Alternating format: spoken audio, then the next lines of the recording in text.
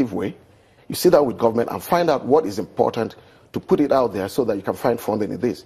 But what we see is that can be frustrating is that you have different interest groups running to the press or, threatening to go to court to stop this. I don't see where it would seem like it's only in the power sector that we have where licensees want to take their regulator to court at every time that the regulator says, well, we're going to look into this, and then a group come together and say, we're going to go to court for this. It's not very helpful. Well, we've seen also the Minister of Power, telling them that they will not recognize certain groups. I mean, we've seen some, him putting his foot down. Only recently, we heard that a CSO was going to sue the federal government, or had sued the federal government for not also putting its foot down in terms of its directive to discos to meter everyone, because the customers at the end of the day believe that is one way that they're not cheated, and the discos or the electricity companies as well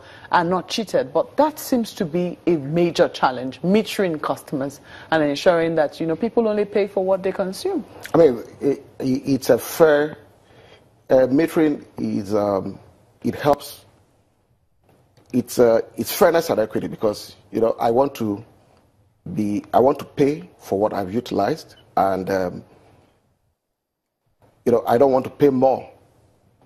So through estimated billing. So yes, it's a fair thing to expect metering, but we go back to where the problem is with the industry and the metering challenge. And I've talked about financing. So let me take a little time to break down. It comes back down to that again. It comes down back to that. So the way the tariff is being structured is that there's a contribution that is made by every consumer in the bill towards a metering program. Right. So if the metering requirement or the cost for metering for a year is, let's say, 100 naira, what the tariff does is it does not put 100 naira to be collected over that period. What it does is to say, I think that the cost of borrowing 100 naira or financing 100 naira will be 20%. So they put 20 naira in the tariff. Now, when you collect 20 naira, the discos are supposed to go out and raise finance to that. But already, the distribution company has too much debt in it. So it cannot attract additional debt into it, right? So that is one. And then the second thing, so you have a case where they're collecting money but really cannot use it to finance anything. I think that we have to deregulate metering. Take that away from the distribution companies to some extent. Take away that 20. But they kick against it. The discos kick against, deregulating. They believe it is their sole preserve. That's on the one hand. Mm-hmm. On the other hand, they're very reluctant to go to the equities market. Why is that? Well, and this is where you have the performance agreement, and then, like we said, there's a provision that calls for cash call within the performance agreement. So if the federal government, through the BPE, who owns 40%, is able to bring some money, and the distribution companies are unable to, then it's a case for dilution. So that's basic. But the government needs to be firm on deregulating. If they're not metering, let consumers go out and be able to purchase meters from certified meter vendors. They should be able to go out and then take out that money that you put in there for capex. The distribution company should be allowed to charge you for meter if it has provided you a meter.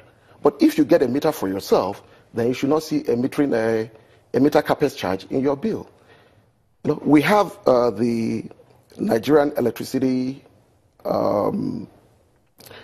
Management Services Authority, NEMSA, that is actually the standards regulator for the industry. They could certify installers and vendors, and NEC will provide the basic requirements for a meter, the parameters.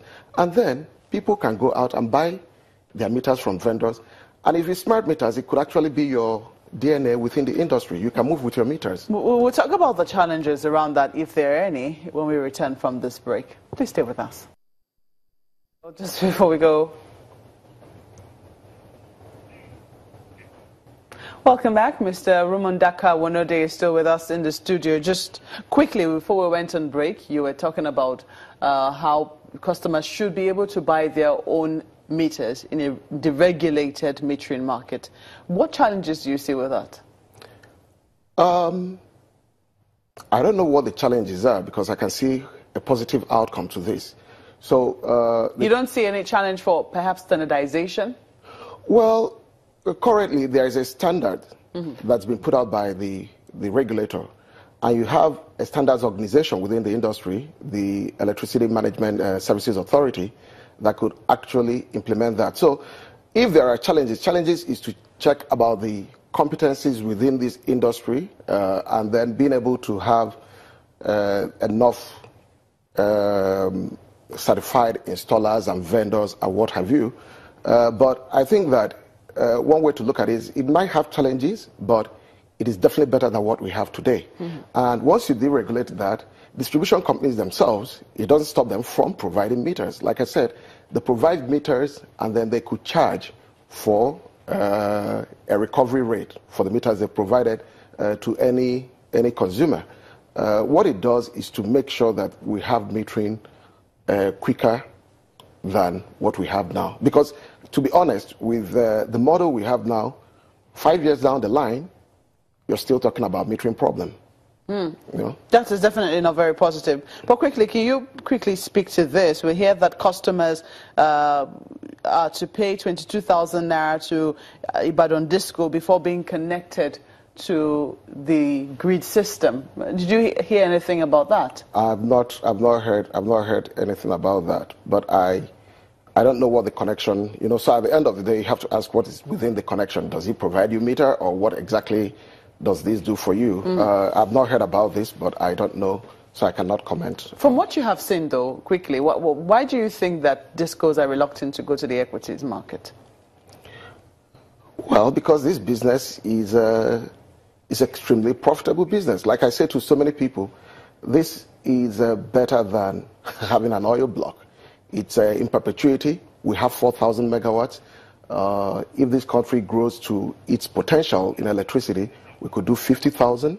So you can see the possibility of the size of the market. So people will want to ride through it, but it's unfair on Nigerians to be waiting for them to get there when they can. It stifles every other development, just like Dr. Kalu said, everything is interconnected.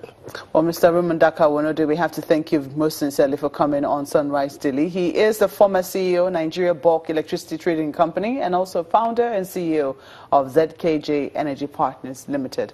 That will be all from us here at Abuja. Thank you so much for watching. I'm Maukwe Oguns, back to you guys in Lagos. Well, yes, indeed. That's where we also wrap up. Thank you for watching. I'm Chamberlain Uso. Thanks for watching. I am Gimba Umar.